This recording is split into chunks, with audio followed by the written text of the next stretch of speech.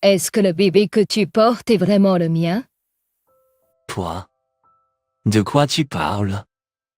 As-tu une preuve que c'est le mien? Preuve? Que veux-tu dire? Que cherches-tu à dire? Pas grand-chose. Oh, il est temps que ton bien-aimé Dominique arrive. Bien-aimé? De quoi diable tu parles? Je suis Caroline, 31 ans. J'ai épousé Alexandre il y a 3 ans. Maintenant à terme. Je vais bientôt accoucher. Récemment, les remarques d'Alexandre m'ont troublé. Ce jour-là, le premier cousin d'Alexandre, Dominique, et mon amie Juliette étaient de passage à la maison. Quand Alexandre et moi nous sommes mariés, nous avons découvert par hasard que Dominique et Juliette étaient collègues dans la même entreprise. Depuis lors, nous avons souvent dîné et passé du temps ensemble. Dominique et Juliette sont tous deux célibataires. Ils semblaient proches, et j'ai toujours pensé qu'ils formaient un bon couple. J'ai toujours espéré qu'ils se mettraient ensemble, mais Juliette ne semblait pas intéressée, considérant strictement Dominique comme un collègue. Alors que je coupais les fruits que Juliette avait apportés en cadeau, Dominique m'a parlé. Ça va? Ne te force pas trop. Caroline. Immédiatement, Alexandre s'est plaint. Hey, ce n'est pas cool d'appeler la femme de quelqu'un par son prénom. Dominique. Tu craques pour Caroline ou quoi? Dominique et moi étions tous les deux perturbés par le commentaire d'Alexandre. Dominique était simplement inquiet pour moi. Ne dis pas des choses bizarres. Ensuite, Alexandre m'a regardé fixement et a dit amèrement. Donc tu es toujours du côté de Dominique. Et s'est dirigé vers la chambre à pas lourd. Dominique et Juliette se sentaient mal à l'aise et sont partis tôt. Le comportement d'Alexandre n'était pas seulement pour aujourd'hui. Il a commencé à agir étrangement un peu avant que je tombe enceinte. Il était très proche de Dominique, comme des frères, mais récemment il a commencé à dire des choses désagréables. Depuis, Alexandre a été occupé avec le travail, avec plus d'heures supplémentaires et des week-ends loin depuis environ un an. Cela m'inquiétait, surtout avec un bébé en route et l'espoir que nous pourrions partager la parentalité. Puis, un jour, le travail a commencé. Ce jour-là, j'étais seul, en visite chez mes beaux-parents. Quand le travail a commencé, mes beaux-parents ont demandé à Dominique, qui vit à côté, de me conduire à l'hôpital. Dominique m'a conduite là-bas. Et quelques heures plus tard, j'ai accouché d'un petit garçon. De retour dans ma chambre, mes parents m'ont salué. Où est Alexandre? Ai-je demandé, et j'ai appris qu'il n'était pas encore arrivé. Cela faisait des heures que le travail avait commencé, et j'étais perplexe, mais apparemment, il avait une réunion importante qu'il ne pouvait pas manquer. Quand je me suis installé, mes beaux-parents et Dominique sont venus voir le bébé. Alors que Dominique et les autres partaient, Alexandre est enfin arrivé. Il est entré avec une mine renfrognée. Et en regardant notre fils, s'exclame, il ressemble tellement à Dominique. En effet, notre fils ressemblait à Dominique. Vu qu'Alec et Dominique sont cousins germains et se ressemblent, ce n'est pas étrange que notre fils lui ressemble. Quand Alexandre a dit cela, mes beaux-parents ont cru qu'il plaisantait et se sont joints à lui. Moi aussi, je croyais qu'Alec plaisantait, mais il ne souriait pas du tout. Désolée du retard. J'étais tellement surprise quand Dominique a appelé. Il semblait que Juliette était spécialement venue pour moi, son amie proche. La pièce est devenue plus animée, mais Alexandre, en colère, a dit, « Très bien. Je m'en vais. » Pourquoi ne pas passer un bon moment avec Dominique, et a quitté la pièce? Nous laissons tous abasourdis. Nous ne comprenions pas pourquoi Alexandre était aussi contrarié. J'étais dans un état émotionnellement fragile après l'accouchement et j'ai éclaté en larmes. La pièce est devenue assez chaotique avec mes pleurs et mes beaux-parents confus. Qu'est-ce qui a pris à Alexandre? Partir en colère un jour pareil. Ne t'en fais pas. Caroline. Je lui parlerai plus tard. Repose-toi pour l'instant. Mes parents et beaux-parents étaient également inquiets et sont restés à mes côtés. Ils ont présenté des excuses, mais personne ne comprenait pourquoi Alexandre avait dit ce qu'il avait dit. Pendant mon séjour de 5 jours à l'hôpital, Alexandre n'a jamais rendu visite et n'a pu être contacté. Et personne ne savait où il était. Dominique et mes beaux-parents ont essayé de le joindre, mais son téléphone était injoignable. Je m'inquiétais qu'Alec ait pu être impliqué dans un incident. Le bébé et moi avons été autorisés à quitter l'hôpital sans pouvoir contacter Alexandre. Mes parents et beaux-parents se sont relayés pour venir chez moi s'occuper de moi. Grâce à cela, j'ai pu m'occuper du bébé sans Alec, mais j'étais submergé par l'anxiété de perdre nos maris si soudainement. Mes beaux-parents et moi étions tous inquiets de ce qui se passait, quand soudain Alec est rentré à la maison. Ce jour-là, c'était une semaine après ma sortie de l'hôpital. Mes beaux-parents m'aidaient, et à la maison il y avait moi, mon fils et mes beaux-parents. Toi. Tu me trompais avec Dominique. J'ai été choqué par son retour soudain et son accusation infondée. Bien sûr. Je n'avais pas trompé avec Dominique. De quoi parles-tu? Je ne t'ai pas trompé. Mais Alec a déclaré avec assurance, j'ai fait un test ADN. Ce n'est pas mon enfant. Nous allons divorcer. À ma grande surprise, Alec avait fait un test ADN à mon insu. Cependant, les résultats étaient erronés, le bébé était définitivement celui d'Alec. J'étais confuse sur la façon dont de tels résultats ont pu se produire et pourquoi il avait même pensé à faire un test ADN. Puis les beaux-parents qui étaient auparavant silencieux ont pris la parole. Cela doit être une erreur. Pourquoi aurais-tu fait un test ADN en premier lieu? Alex me regardait fixement. Je te soupçonnais toi et Dominique depuis un moment, et le bébé ressemble beaucoup à Dominique. Je n'avais jamais été particulièrement proche de Dominique et ne l'avais jamais rencontré seul. C'est un malentendu. Et si tu dis que notre fils ressemble à Dominique, il ressemble aussi à ton père. Peu importe comment j'ai expliqué. Alexandre ne voulait pas écouter et a insisté sur le fait que Dominique et moi avions une liaison. Quand mes beaux-parents, qui avaient écouté en silence, ont dit, si tu en es si sûr, montre-nous les résultats du test ADN. Alexandre est soudainement devenu muet. Réticent à révéler l'enveloppe, son refus obstiné a rendu mes beaux-parents frustrés et en colère. Ils ont pris de force l'enveloppe des mains d'Alexandre. En examinant le document à l'intérieur, leurs visages se sont immédiatement crispés de colère. C'est ridicule. Tu pensais que cela serait crédible? Ils ont grondé Alexandra. J'ai regardé le document, et même à mon œil non averti, c'était clairement un faux. Il semble qu'Alexandre ait créé lui-même ce résultat de test. Un document mal fait qui semblait clairement imité à partir d'un échantillon trouvé en ligne. J'étais sans voix, ne comprenant pas pourquoi Alexandre ferait une telle chose.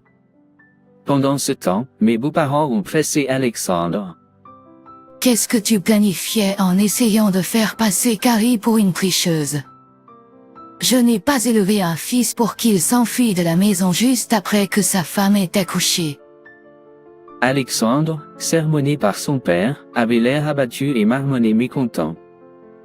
Puis il a lâché, mince, pensait que je pourrais le cacher. Bien. Je vais laisser passer ça pour aujourd'hui. Mais les soupçons de votre liaison avec Dominique ne sont pas dissipés. Nous divorçons à cause de votre infidélité. Il a quitté la pièce brusquement, ignorant nos tentatives pour l'arrêter. J'étais trop choqué pour accepter les excuses de mes beaux-parents.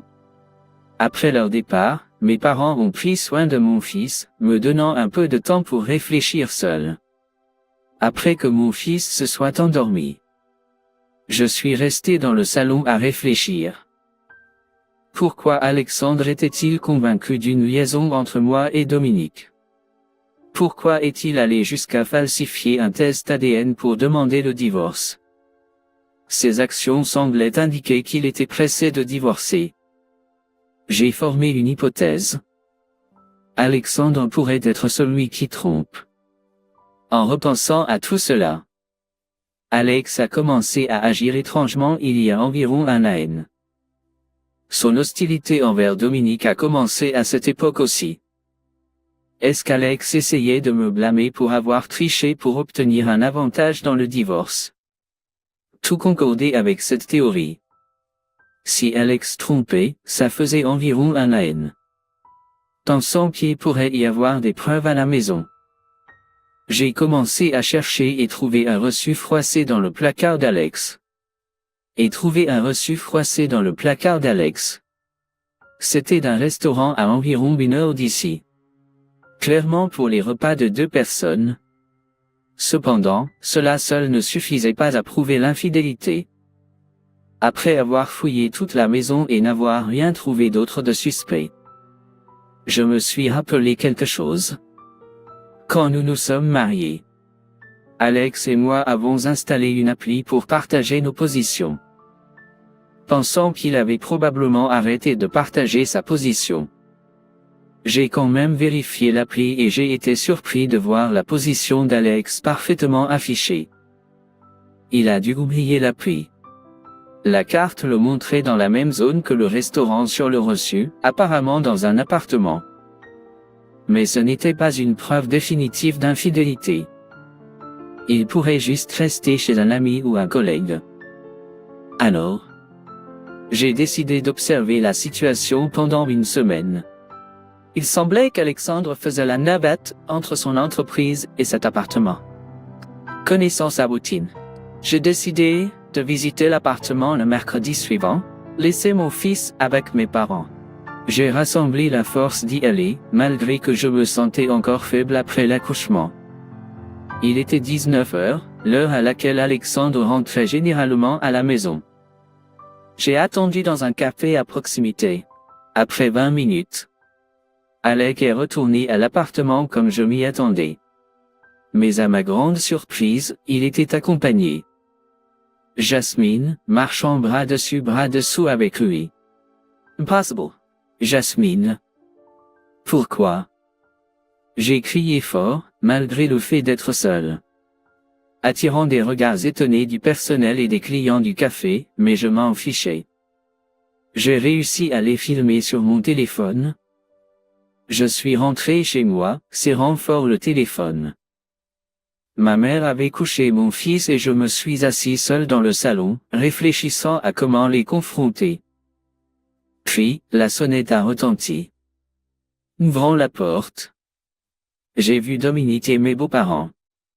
Désolé. Je les ai amenés avec moi.